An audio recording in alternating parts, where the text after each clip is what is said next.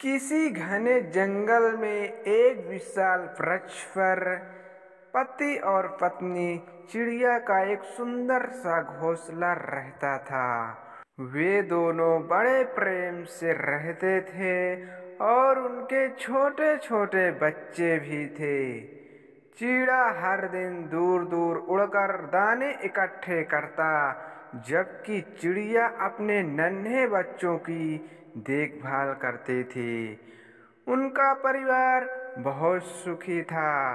दिन भर हरियाली से घिरा जंगल चहचहाट से गूंजता रहता और रात को चांद की रोशनी में घोंसला झिलमिला उठता।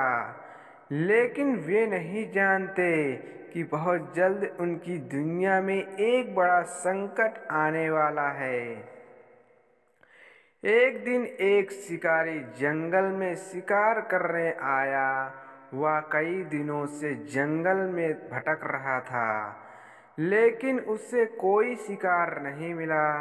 भूख से बेहाल शिकारी धीरे धीरे कमजोर हो गया था। उस दिन मौसम भी बहुत खराब था। काले बादल घिर आए, तेज बारिश शुरू हो गई और ठंडी हवाएं चलने लगी। शिकारी के पास ना तो भोजन था और ना आग जलाने की कोई व्यवस्था। उसके शरीर में इतनी ठंड समा गई, वह कांपने लगा।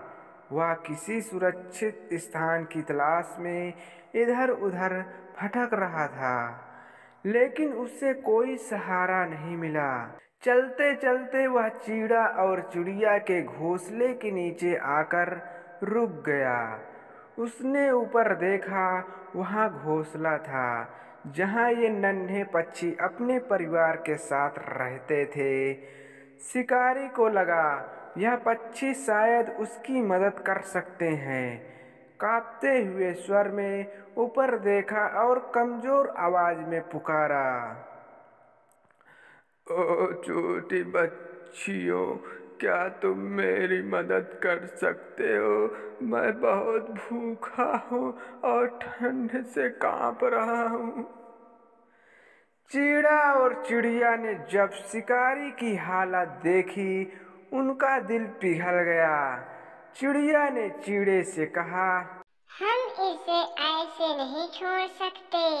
ये हमारी छाया में शरण लेने आया है।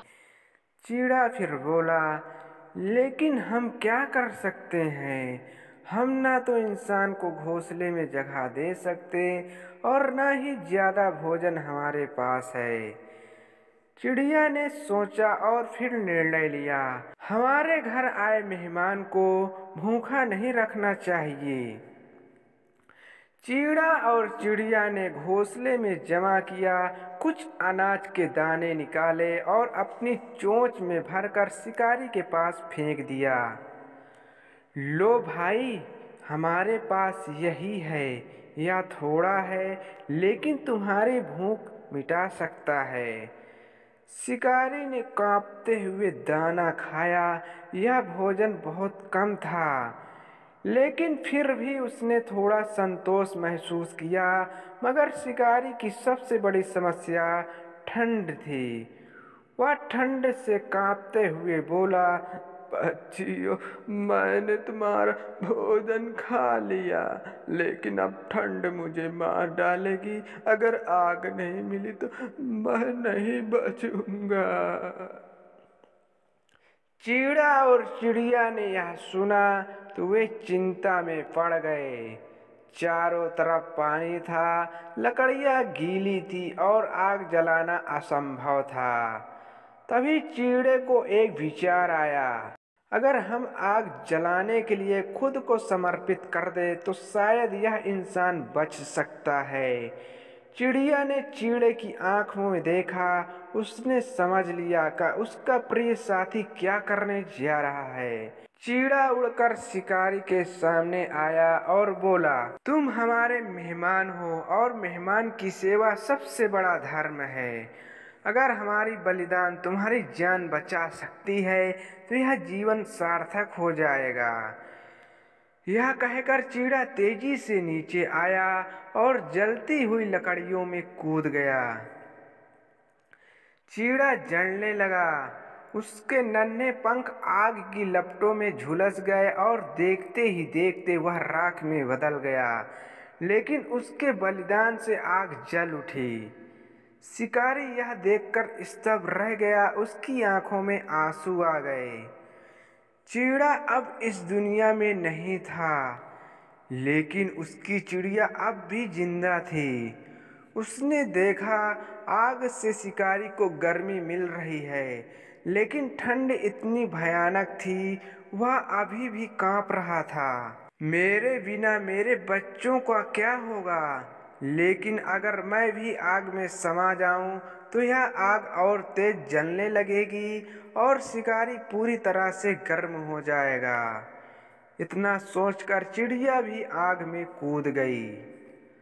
अब आग की लपटें और तेज हो गई। शिकारी को पूरा गर्माहट मिलने लगा। उसकी जान बच गई, लेकिन जिन पक्षियों ने उसे बचाया था वे अब इस दुनिया में नहीं हैं। शिकारी की आंखों में आंसू बह निकले। मैंने अपने जीवन में न जाने कितने पक्षियों का शिकार किया, लेकिन आज इन छोटे जीवों ने मेरे लिए अपनी जान दे दी। मैं कितना निर्दयी था। उसने अपना तीर कमान तोड़ दिया और निश्चय किया कि आज से मैं कभी किसी निर्दोष जीव की हत्या नहीं करूंगा। सुबह होते ही शिकारी ने चीड़ा और चिड़िया के घोंसले की ओर देखा। उसके छोटे छोटे बच्चे चुपचाप बैठे थे। अब वे अनाथ हो चुके थे। शिकारी ने उन बच्चों को उठाया और जंगल के दूसरे हिस्से में ले गया, जहां अन्य पक्षी रहते थे। उसने उन बच्चों को सुरक्षित स्थान पर छोड़ दिया और हमेशा के लिए शिकार करना छोड़ दिया। ये कहानी यदि अच्छी लगी मेरे चैनल को सब्सक्राइब जरूर करें। धन्यवाद।